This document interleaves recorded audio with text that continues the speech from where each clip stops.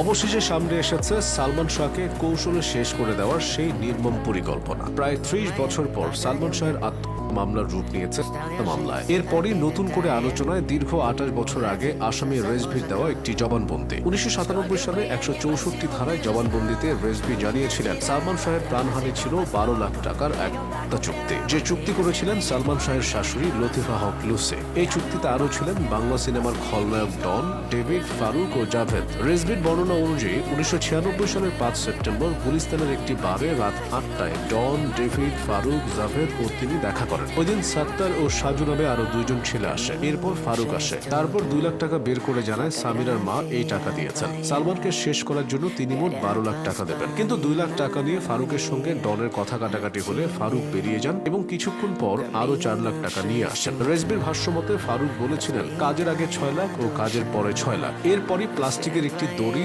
Syringe ইত্যাদি গুছিয়ে নেওয়া হয়। এই প্রাণহানির লোমহর্ষক বর্ণনা দিয়ে রেজভি আরো বলেছিলেন রাত ২:৩০টায় সালমানের বাড়িতে যান ডন, ডেভিড, ফারুক ও আজিজ ভাই। রেজভির দাবি সে রাতে ঘুমন্ত সালমানের উপর ঝাঁপিয়ে পড়েন তারা। নারকীয় এই কাজে উপস্থিত ছিলেন সামিরা, সামিরার মা লুসি এবং আত্মীয়া রুবি। ঘুমন্ত সালমানকে ক্লোরোফর্ম দিয়ে বেহুশ করেন সামিরা। কিছুক্ষণ পর সালমানের জ্ঞান ফিরলে সবার শুরু হয় ধস্তাধস্তি। এ সময় তার শরীরে ইঞ্জেকশন পুশ করতে বলেন আজিজ। সালমানকে শেষ করার পর সিলিং ফ্যানে ঝুলিয়ে দেওয়া হয় তার দেহ। রেজভির